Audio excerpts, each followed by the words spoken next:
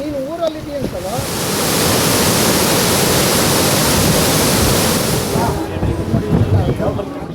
ಬೆಂಗಳೂರು ನಗರಾಭಿವೃದ್ಧಿ ಸಚಿವರು ಹಾಗೆ ಕರ್ನಾಟಕ ಸರ್ಕಾರದ ಸನ್ಮಾನ್ಯ ಉಪಮುಖ್ಯಮಂತ್ರಿಗಳಾದ ಶ್ರೀ ಡಿ.ಕೆ. ಶಿವಕುಮಾರ್ ಅವರ ಆಗಮನವಾಗಿದೆ. ಶ್ರೀ ರಮೇಶ್ ಬಂಡಿ ಸಿದ್ದೇಗೌಡ ಅವರು ಸನ್ಮಾನ್ಯ ಅಧ್ಯಕ್ಷರು, ಚಾಮುಂಡೇಶ್ವರಿ ವಿದ್ಯುತ್ ಸರಬರಾಜು ನಿಗಮ ಮಹಾದೇವಿ ಮನೋಹರಿ ಸರ್ವಾಭೀಷ್ಟ ಪ್ರದೇ ದೇವಿ ಸ್ನಾಸ್ಥಿತ ಪುಣ್ಯವರ್ಧಿನಿ ಸರ್ವ ಪಾಪಕ್ಷಯ ಗಣ್ಯಮಾನ್ಯರು ಹಾಗೆ ಕರ್ನಾಟಕ ಸರ್ಕಾರದ ಜನಪ್ರತಿನಿಧಿಗಳೆಲ್ಲರೂ ಕೂಡ ಪ್ರಾರ್ಥನೆಯನ್ನ ಸಲ್ಲಿಸಿ ಕ್ಷೀರಾಭಿಷೇಕವನ್ನ ಮಾಡಿ ಬಾಗಿನವನ್ನ ಸಮರ್ಪಿಸಿ ಕೃಷ್ಣರಾಜ ಸಾಗರ ಅಣೆಕಟ್ಟು ತಾಯಿಗೆ ವಸ್ತ್ರವನ್ನ ಇಟ್ಟು ಜೊತೆಯಾಗಿದ್ದಾರೆ. ಬಾಗಿನವನ್ನ ಅರ್ಪಿಸಿದ್ದಾರೆ ತಾಯಿ ಕಾವೇರಿಗೆ. ಬೆಳಗಿಸು ತಾಯೇ, ಕರುಣಿಸು ತಾಯೇ, ಕಾಪಾಡು ತಾಯೇ.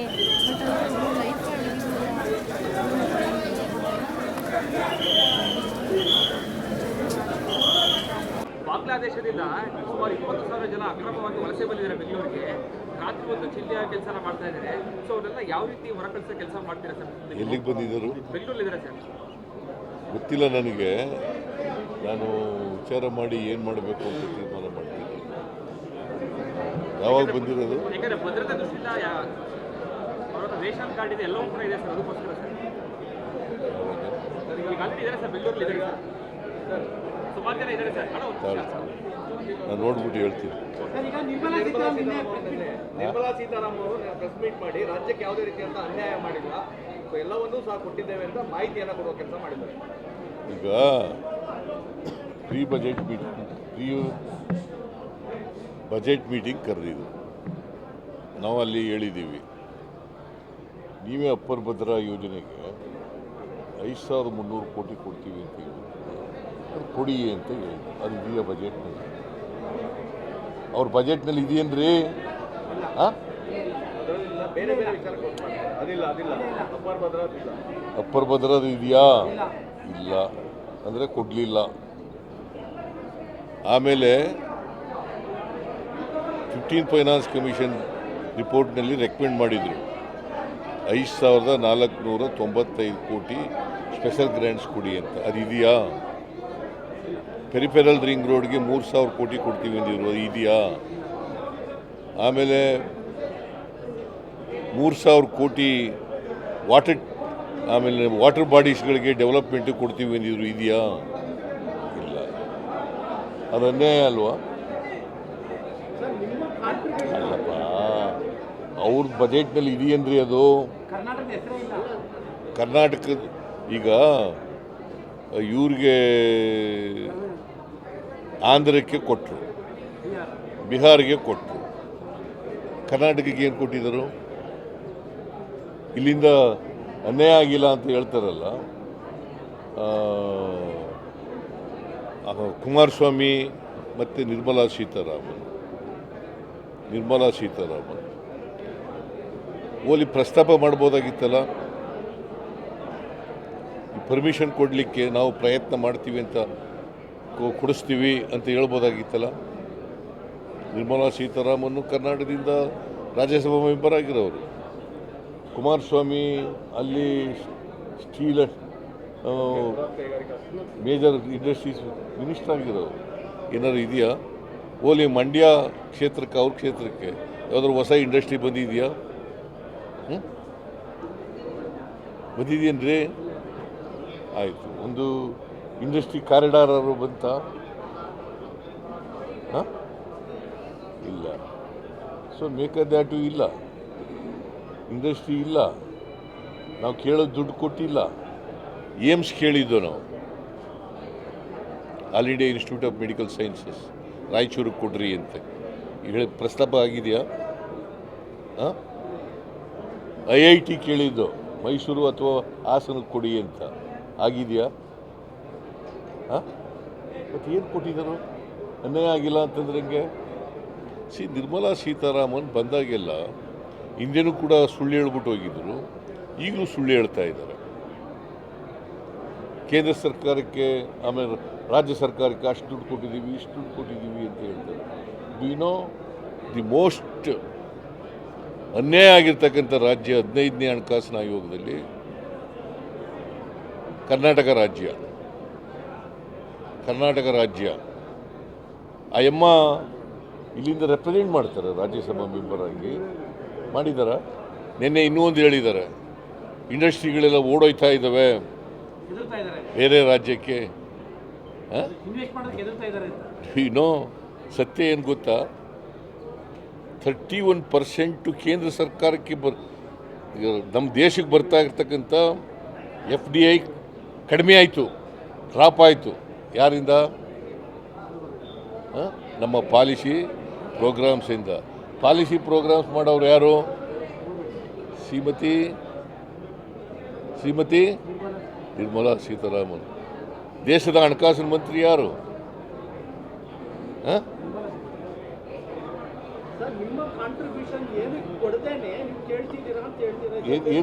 ಏನು ಕಾಂಟ್ರಿಬ್ಯೂಷನ್ ಮಾಡಬೇಕು ನಾವು? ದಿ ಸೆಕೆಂಡ್ ಕೇಳ್ರಿ, ಇಲ್ಲಿ ನೀವು ಕೇಳೋಗಂಟ ಕೇಳಬೇಕು. ದಿ ಸೆಕೆಂಡ್ ಹೈಯೆಸ್ಟ್ ನಾವು ತೆರಿಗೆ ಕೊಡ್ತಾ ಇರೋದ್ರಲ್ಲಿ Maharashtra number 1, Karnataka number 2. Maharashtra number 1, Karnataka number 2. ಏನು ಕೊಡುಗೆ ಕೊಡಬೇಕು?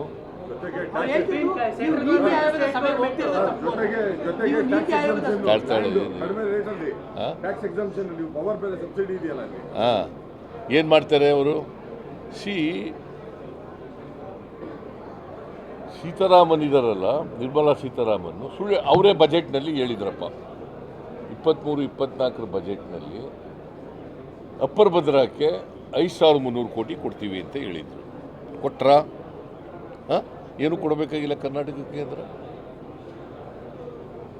ಅದನ್ನು ನೋಡ್ಕೊಂಡು ಬಸವರಾಜ ಬೊಮ್ಮಾಯಿನೂ ಕೂಡ ಇಲ್ಲಿ ಮುಖ್ಯಮಂತ್ರಿಯಾಗಿ ಬಜೆಟ್ ಮಂಡಿಸಿದ್ರು. ಅವರು ಅದನ್ನು ರಿಪೀಟ್ ಮಾಡಿದರು, ರೀಟ್ರೇಟ್ ಮಾಡಿದರು. ಕೊಟ್ರಾ?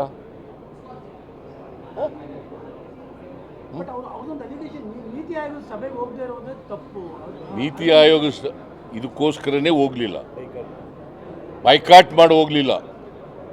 ನಾನು ಒಬ್ಬನೇ ಅಲ್ಲ, ಚೆನ್ನೈನವರು ಹೋಗಲಿಲ್ಲ, ತೆಲಂಗಾಣದವರು ಹೋಗಲಿಲ್ಲ, ಆಮೇಲೆ ಅನೇಕ ರಾಜ್ಯಗಳು ಬಿ ಜೆ ಪಿ ವಿರುದ್ಧವಾಗಿರ್ತಕ್ಕಂಥ ಪಕ್ಷಗಳಿರ್ತಕ್ಕಂಥ ಕಡೆ ಹೋಗಲಿಲ್ಲ. ಎಕ್ಸೆಪ್ಟ್ ಮಮತಾ ಬ್ಯಾನರ್ಜಿ ಹೋಗಿದ್ರು, ಅವರು ಕೂಡ ವಾಕೌಟ್ ಮಾಡಿದ್ರು, ಟೈಮ್ ಕೊಡಲಿಲ್ಲ ಅವ್ರಿಗೆ ಮಾತಾಡೋಕ್ಕೆ ಅಂತ.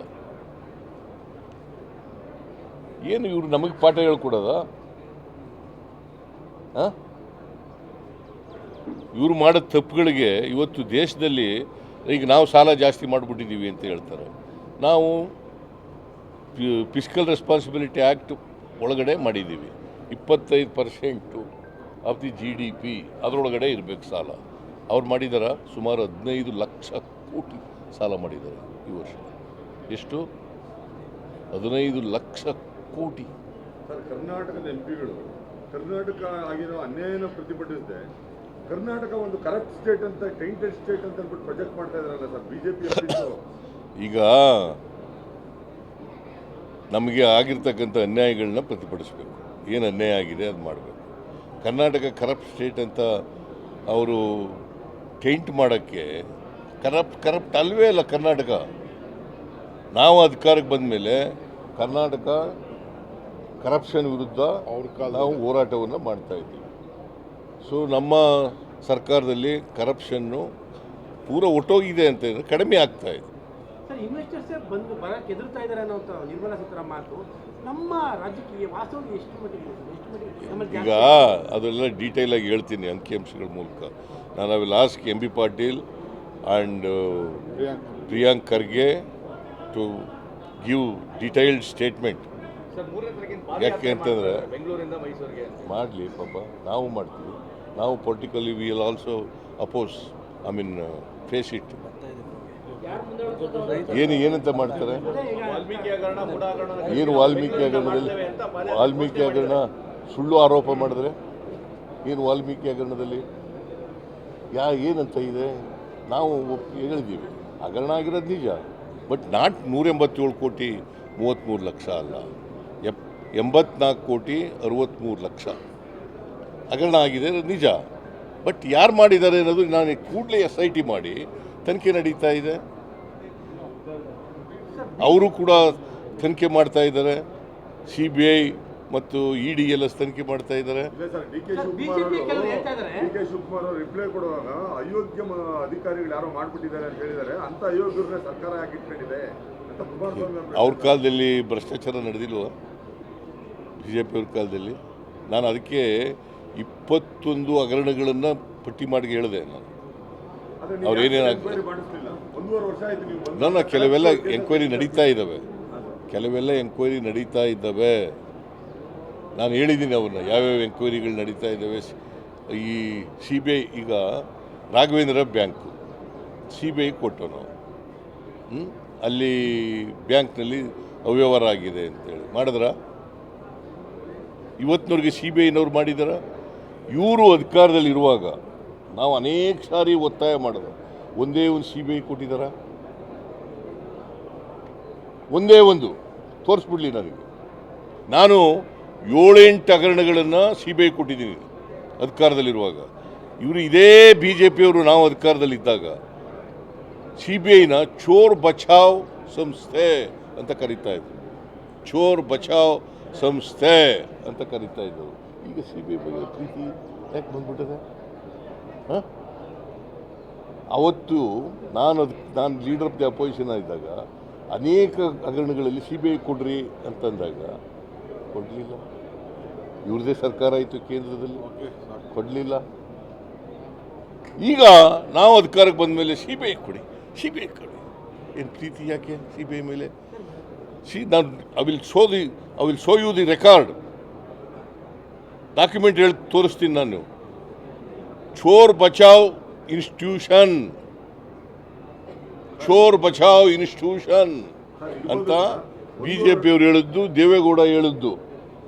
ಬಟ್ ಬಿಜೆಪಿ ಕೆಲವರು ಹೇಳ್ತಾ ಇದ್ದಾರೆ 40 ವರ್ಷ ನಿಮ್ಮ ಮೇಲೆ ಒಂದು ಬ್ಲ್ಯಾಕ್ ಮಾರ್ಕ್ ಇಲ್ಲ, ಮೂಡಾದಿಂದ ಯಾಕೆ ಅದು ವಾಪಸ್ ಕೊಡಿ ಅನ್ನೋದು ನಾವು. ಇಲ್ಲಪ್ಪ, ಏನು ಈಗ ಅಲ್ಲಿ ಮೂಡಾದಲ್ಲಿ ಏನಿದೆ? ಬ್ಲ್ಯಾಕ್ ಸ್ಪಾಟ್ ಏನಿದೆ? ಅಲ್ಲ, ಏನು ಹೇಳ್ರಿ ನೀವು ಅವ್ರು ಹೇಳಿದಾರಲ್ಲ ಅದನ್ನೇ ಹೇಳಪ್ಪ. ವಾಪಸ್ ಕೊಟ್ಬಿಟ್ಟು ಅದನ್ನ ತನಿಖೆ ತನಿಖೆ ಮಾಡ್ಕೊಳ್ಳಿ. ಯಾರು? ಫೈನಾನ್ಸ್ ನಾನು ಜುಡಿಷಿಯಲ್ ಕಮಿಷನ್ ಮಾಡಿದ್ದೀನಲ್ಲ. ಅವ್ರು ಯಾವುದಾದ್ರು ಜುಡಿಷಿಯಲ್ ಕಮಿಷನ್ ಮಾಡಿದಾರ? ಯಾವಾಗಲಾದ್ರೂ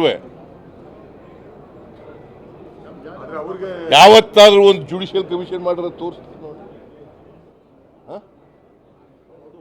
ನಾನು ಇದರಲ್ಲಿ ಕೋವಿಡ್-19ನಲ್ಲಿ ಸುಮಾರು 3-4 ಸಾವಿರ ಕೋಟಿ ನುಂಗಾಕ್ಬಿಟ್ರು.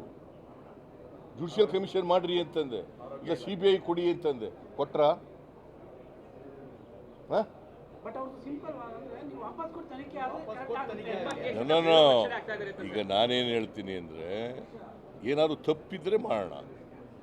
ಈಗ ನಾನು ತಪ್ಪಿಲ್ಲ, ಆದರೂ ಕೂಡ ಜನಗಳ ಮನಸ್ಸಿನಲ್ಲಿ ಅನುಮಾನ ಇರಬಾರ್ದು ಅನ್ನೋ ಕಾರಣಕ್ಕೋಸ್ಕರ ಜುಡಿಷಿಯಲ್ ಕಮಿಷನ್ ಮಾಡಿದ್ದೀನಿ. ಯಾರೋ ಒಬ್ಬ ಮಂತ್ರಿಯಾಗಿ ಇದ್ಕೊಂಡು ಜುಡಿಷಿಯಲ್ ಕಮಿಷನ್ ಬಗ್ಗೆ ಮಾತಾಡಿದ್ರೆ ಹಿಂಗೆ ಟೀಕೆ ಮಾಡಿದ್ರೆ? ಒಬ್ಬ ಮಂತ್ರಿ ಚೀಫ್ ಮಿನಿಸ್ಟರ್ ಆಗಿದ್ದವರು 1952 ಆಗ್ತಿರೋದು ಯಾಕೆ? ಎಂಕ್ವೈರೀಸ್ ಆಗ್ತಿರೋದು ಯಾಕಪ್ಪ? ಅದ್ರ ಪ್ರಕಾರ ಜುಡಿಷಿಯಲ್ ಕಮಿಷನ್ ಮಾಡಿದ್ರೆ ಇವರೇ ಅನೇಕ ಸಾರಿ ಕೇಳ್ತಾರೆ, ಜುಡಿಷಿಯಲ್ ಕಮಿಷನ್ ಮಾಡಿ, ಇಲ್ಲ ಸಿ ಬಿ ಐ ಕೊಡಿ. ನಮ್ಮ ಪೊಲೀಸ್ನವರು ಮೇಲೆ ನಂಬಿಕೆ ಇಲ್ವಾ? SIT ಮಾಡಿದ್ದೀನಲ್ಲ ಈಗ ನಾನು. ಬಟ್ ಒಂದು ಕೇಳ್ತೀನಿ, ವೈಯಕ್ತಿಕ ಬೇಸರ ಆಗಿದೆ. ತಾಳೆ ಒಬ್ರು ಕೇಳ್ರಿ. ವೈಯಕ್ತಿಕ ಬೇಸರ ಆಗಿದೆ ಸರ್. ವೈಯಕ್ತಿಕ 40 ಇಯರ್ಸ್ ಅಲ್ಲಿ ಯಾವತ್ತು ಈ ಥರದ ಅಲಿಗೇಷನ್ ಬಂದಿರಲಿಲ್ಲ. ವೈಯಕ್ತಿಕ ಬೇಸರ ಆಗಿದೆ ಈ ಅಲಿಗೇಷನ್. ನನಗೆ ಯಾಕೆ ಬೇಸರ ಆಗುತ್ತೆ? ತಪ್ಪು ಮಾಡಿದ್ರಲ್ವ ಬೇಸರ ಆಗೋದು?